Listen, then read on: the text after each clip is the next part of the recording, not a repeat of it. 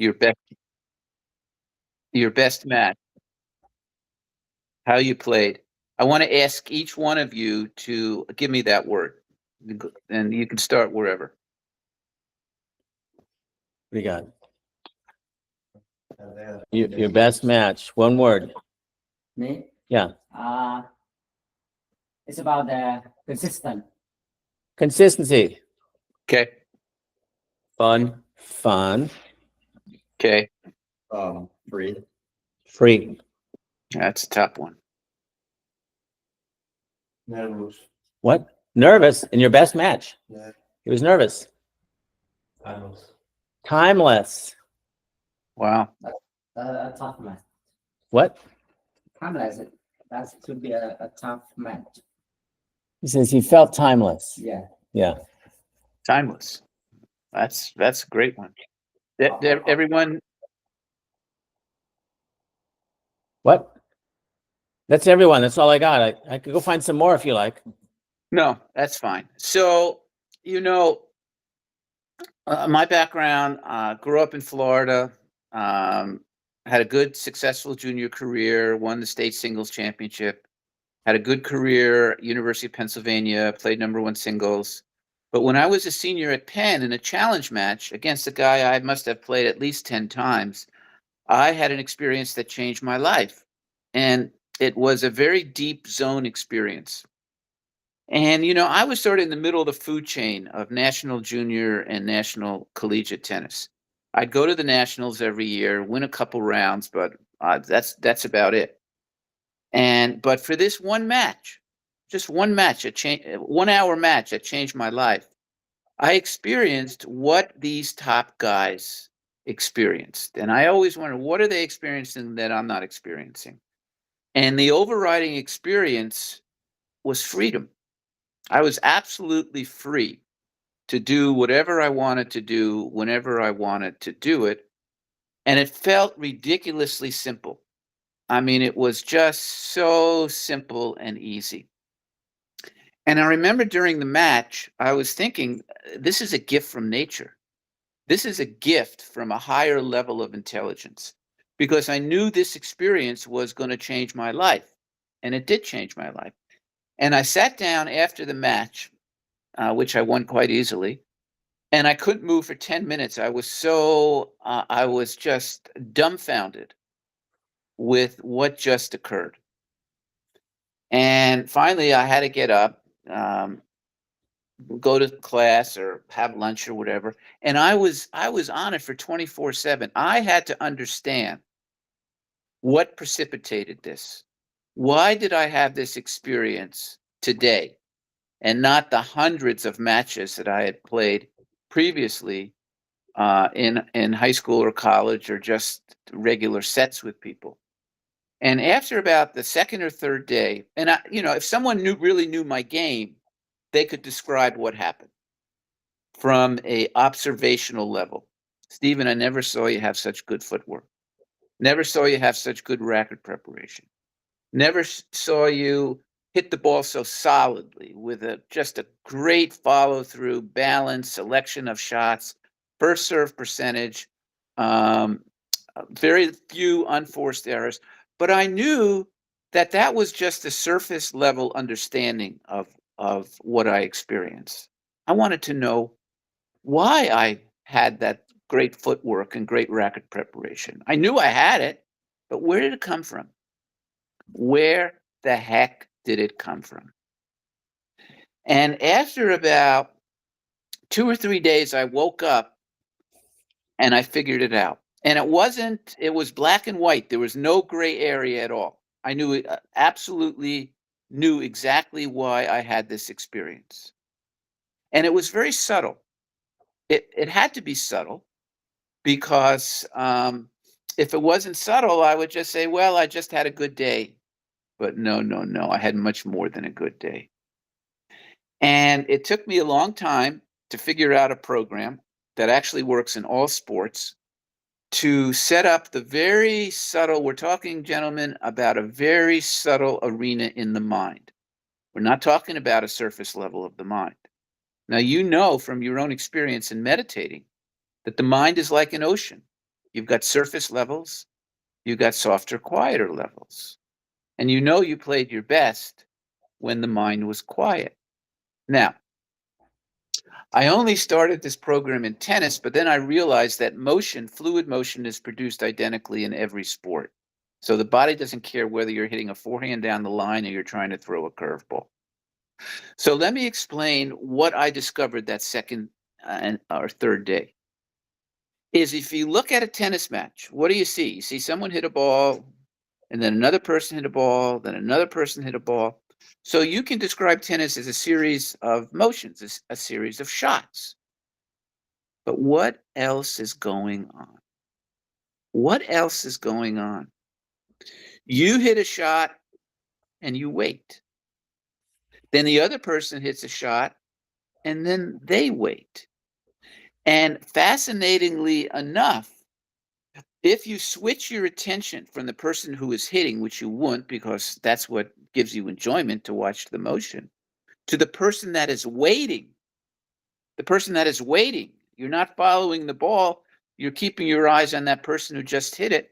You can describe tennis very realistically and accurately as a series of waitings or a series of gaps. There's a gap. You hit the ball and then you wait. Then the other person hits a ball and then they wait. And as it turns out, the quality of this waiting, this gap, will determine the quality of the stroke, the quality of the motion. And if there's an imbalance in how you're waiting for the ball, that imbalance more than likely is going to show up in your shot. So how do I describe imbalance? I describe imbalance in how you're experiencing time. Time ultimately controls the muscles. The experience of time controls the muscles. And when you're experiencing time normally, how do I define normally? Exactly how you're experiencing right now. Trust me, the top 100 players in the world, especially the top 10, they experience time in a 10 or 15 point rally just as you're experiencing now. And when you go up in the food chain to the 200th or the 300th, their strokes are as good as the guys in the top 10 or the 15. What separates them is how they experience time. They experience time normally. Now, I'll give you an example, and you've experienced this hundreds, if not thousands of times. You're returning serve in a tough match, and the guy hits a ball that's 2 inches out, and you just kill it, all right? Absolutely free, great footwork, great contact point, sounds good, deep or angled off, but it doesn't count. So then he serves a ball that's 2 inches in, and you hit it off your back foot semi-defensively, maybe not catching all of the strings, hitting it on the frame. So what happened here? What happened here? We're filing down to a very subtle arena. What happened here is that when you acknowledged the ball was 2 inches out, there was a gap, probably about 1/10 of a second, between the time the ball bounced, you acknowledged it was out, and the time you hit it. When he hit a serve that's 2 inches in, there's a gap between the time that you acknowledged the ball was 2 inches in and the time you hit it. The difference in the quality of the return of serve can 100% directly be correlated to the quality of how you experience that gap. There was an imbalance on the second serve. There was no imbalance on the first serve that was out. You also had this experience when you're in a rally, it's a tough rally, and you really want to win the point. It could be a crucial part of the game, point in the game. You hit 5 or 6 shots. Every shot it gets a little closer to the service line, so you're losing depth. You're not creating any angles. And then he hits a ball that is that's out on the baseline or the sideline, and you just drill it for a winner. It's the exact same thing. So this experience of time is what separates athletes. As long as there's the same skill level, and trust me, the top 300, 400 players, maybe even 5 players, there's not that much difference, okay? It's just how can they experience time normally in pressure situations? You also have this experience when you're warming up in a match and you're free and you're easy and you're feeling good. And as soon as the guy starts serving or you start serving, what happens? You tell me what happens. All of a sudden, everything is speeding up. You're not experiencing that speeding up in the warm up, okay? Because there's no ramifications. But as soon as there's a ramification, you are distorting time. And time is ultimately what is going to determine who wins the match as long as you're within a certain set of skills. So when I teach this program, and I've taught it a few times over the years, actually I taught it to one of my professors. I have 2 master's degrees from MIU. One is in education. And I remember teaching it in 1980 to Susie Dillback, who you guys have no idea, but Paul knows very well. Yeah, Okay. feel bad. Okay. And I gave her a technique, very simple technique, to experience the gap normally, meaning that you're experiencing time normally. And you know, I saw her last year when I came for a WPA at Everybody's. Honest to goodness, it's a true story.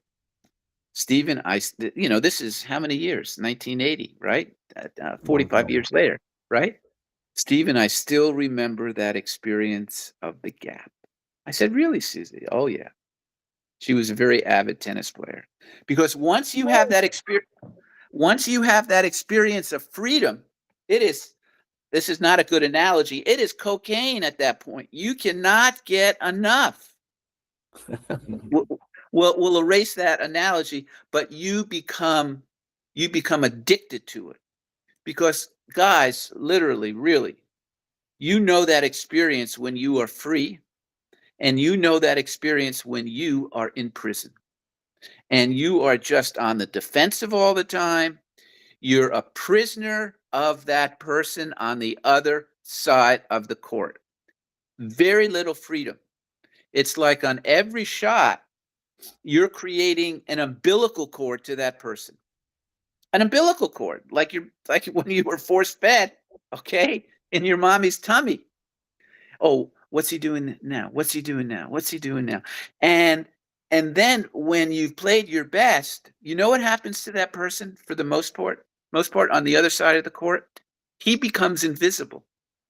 He no longer is important because you are experiencing time normally in the gap. So I know you guys have a match coming up. When's the match, Paul? 2:00 on Saturday. Okay. So there's a step-by-step program that I go through that Paul is very qualified to teach. He's going through, in fact, he completed the certification program that eventually he'll work with each one of you individually. But I just want to give you a general framework now to take into the match Saturday. And the general framework, and of course you do this as well as you can, or if you believe it works, what I'm saying, or you don't believe, it's entirely your choice, is the first thing you tell yourself, which is really counterintuitive.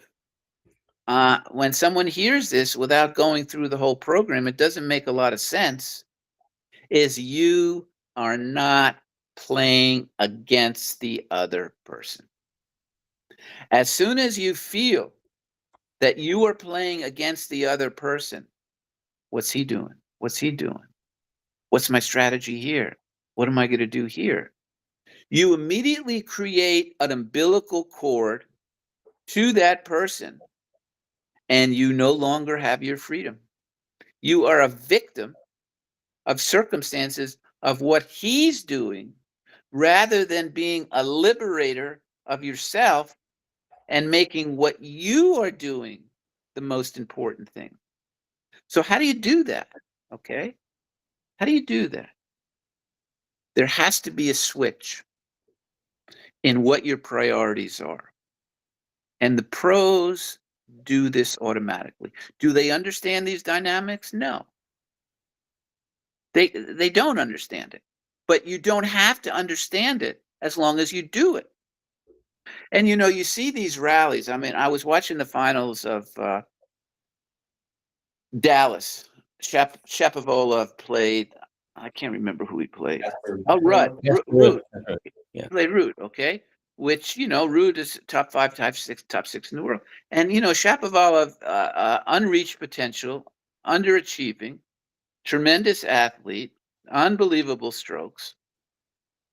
You could see in the 6th or 7th or 8th shot, which is unlike what I've seen him play past 2 years, he was still free.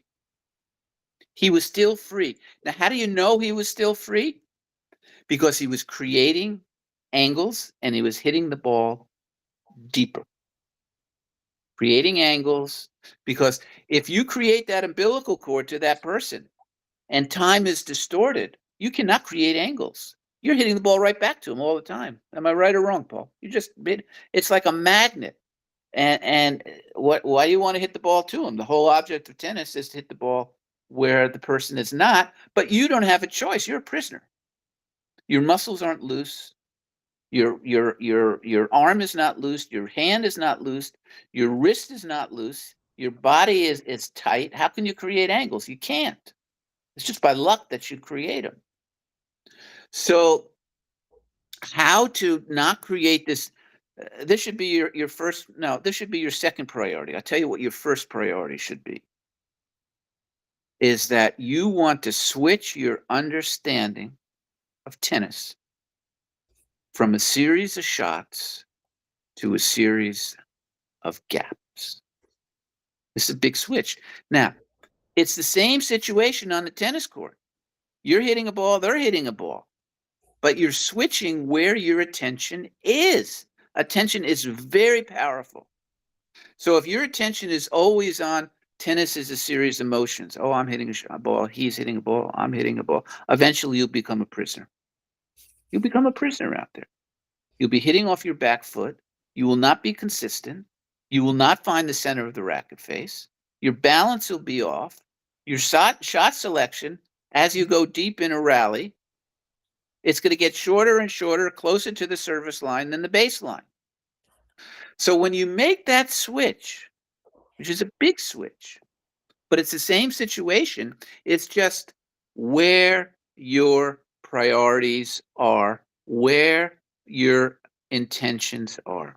Where is my focus? And when you're warming up with someone, oh, I'm just hitting, all of a sudden, you start serving, all of a sudden, you start to focus in on that guy like he's robbing your house, okay?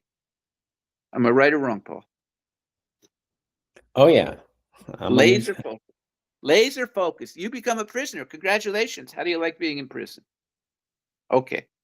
So these two things, one, understanding that tennis is a series of gaps, and two, not paying much attention to the other person, even though you never heard this before. If you've been coached, it's the opposite. Absolutely pay attention to what he's doing.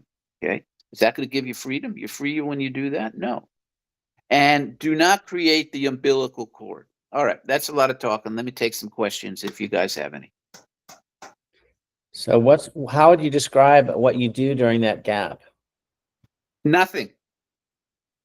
The less you do, the less you think, the less the mind is active, the better off you are. Listen, we're not talking about a soccer field of a couple 100 feet or whatever. We're talking about a small space with a net. So if someone's on the left side of the court, where do you want to hit it? Right. If someone's on the right side of the court, where do you want to hit it? Are we talking rocket science here? Is this advanced calculus? Is this quantum physics? No.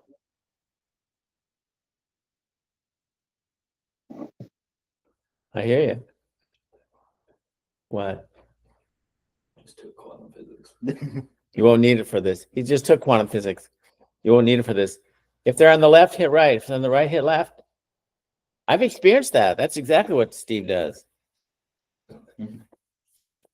Steve never puts the ball away. He just puts it in the most painful possible place. And is amused watching you try to hit it.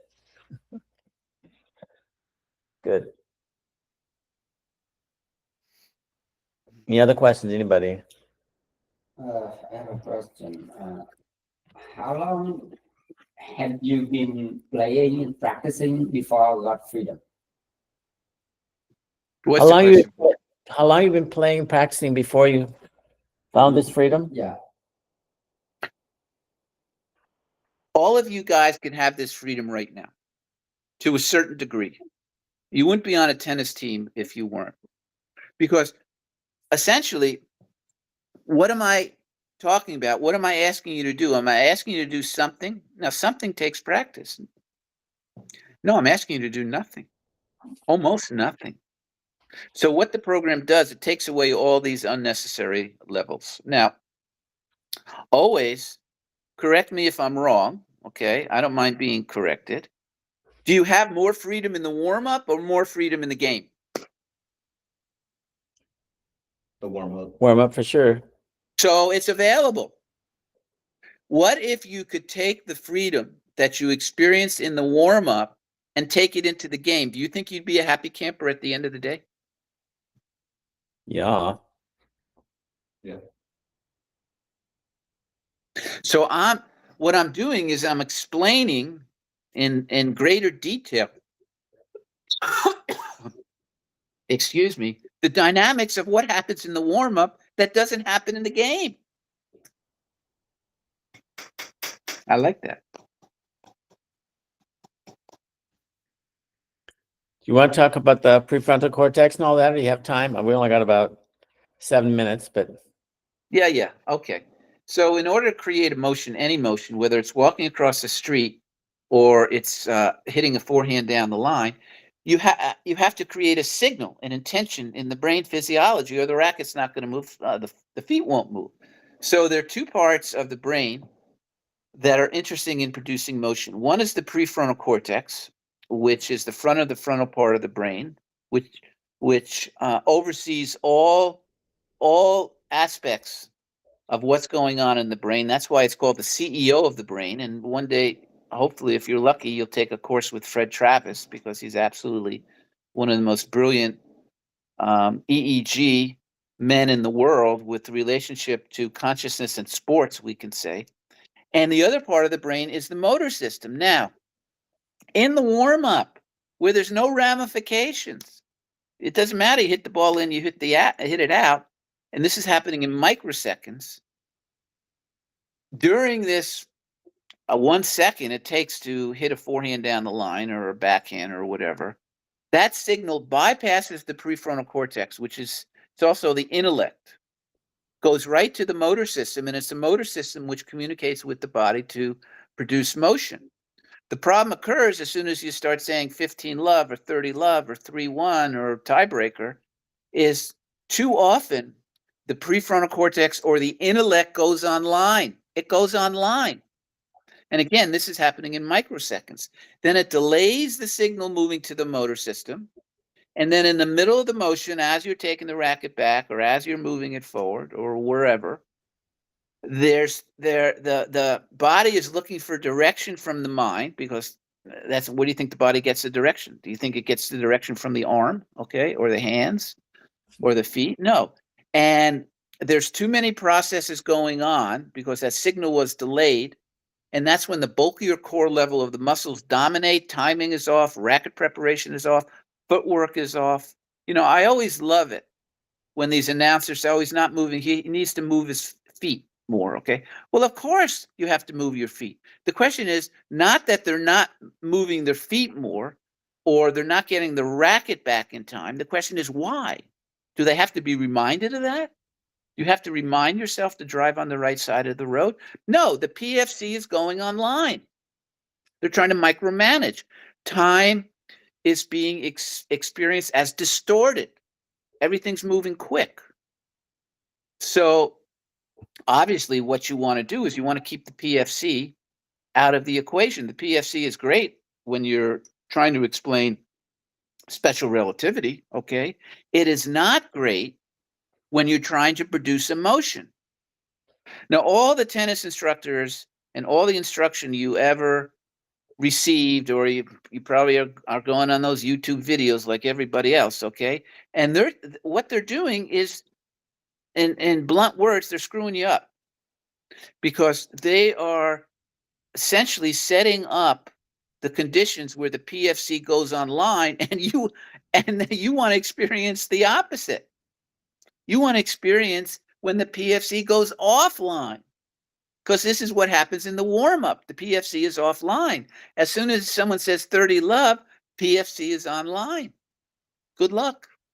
Let me know how deep your penetrating ground strokes are, and let me know how many angles you're creating out there. So it's really weird because, I'm spending a lot of time, talking technique to these people. And, at some point they need to let go of that and just assume, look, I've got money in the bank. I've been working with Paul. I know what I need to do, and see if they can access that stroke. Because if you're trying to think your way to do the stroke, it's too clunky. You need to just believe your body has that intelligence and let the body intelligence, be released. And so it's kind of like I have to turn off all that intellectual stuff I've been telling people. They have to turn all that off and try and access what they've stored up. They hit thousands of balls. They know how to hit a ball. They just have to be able to access it on Saturday, rather than, oh, I'm supposed to do this, I'm supposed to do that. No chance. Very little chance. First of all, you walk off the court and you'll be a mental and physical wreck, because the intellect the PFC was so engaged the whole time. Now, the other thing I think it's interesting, you talk about time, and I think you talked about time being part of the prefrontal cortex. So when time is starting to when you feel rushed, isn't that because the prefrontal cortex is online? The experience of time is controlled by neurons in the prefrontal cortex and neurons in the motor system. When the PFC goes online, the neurons in the PFC will overshadow the neurons in the motor system, and you have to experience time moving quickly. You don't have a choice, because that's the neurophysiology of time. I think somebody said their major word was timeless. The sense of timelessness means that prefrontal cortex was not online. Had to be offline. Yeah. And so that's cool. So I think if you're feeling judgmental and you're feeling rushed, and tennis is, you can look at tennis as a series of emergencies, or you can look at it as a series of opportunities. But I love that. Steve talks about sometimes he'd like your mind to actually slow down during the point rather than speed up. Most people, they go faster, faster, faster, faster, and points over. Right. And you see these guys on TV, that's how they're able. One of your players said, consistent. I was consistent. Well, the only way you could be consistent in a match is if you're experienced time normally. You got no chance if it gets distorted. Zero, like this, zero chance. Yeah. So I think we're running out of time here, but I'm happy to, if either of you guys, Steve's got some more specific techniques that you can use in specific strokes. And I'm happy to go over some of that with you if you like. But in the meantime, I want you to have the overview from the original cognizer, the Yellin. What would you like, Paul? No, I just wanted them to, to have this overview. Oh, you wanted them to have this overview. I'll tell you what I'd like to do, if you guys are up for it, is I'd like to connect after the match. And I want to hear what your experiences are. And then we can start refining it, and then you can start giving him all of these techniques. I've given some hints here and there, but I want them to have the context. And so we'll meet again. What's a good day for you next week? Any day at this hour is good, Paul. Well, let's just do Tuesday again. All right. Tuesday. Let me 9 make o'clock. sure. Hold on. Let me just check my calendar just to make sure. Because, you know, we're not all about this one match. We're about developing this overall ability. And, you know, try the Yeah, practice. Tuesday's fine. Tuesday's fine. Okay, good enough. Any other final questions, guys? Ready to put this to practice. Put it to practice. We got another practice tomorrow. Okay, Steven, you're a hero. Thanks much. Okay, thank you. Thank you so much. You're welcome. All the Good luck, guys. Have fun. All the Thank best. you. Thank you.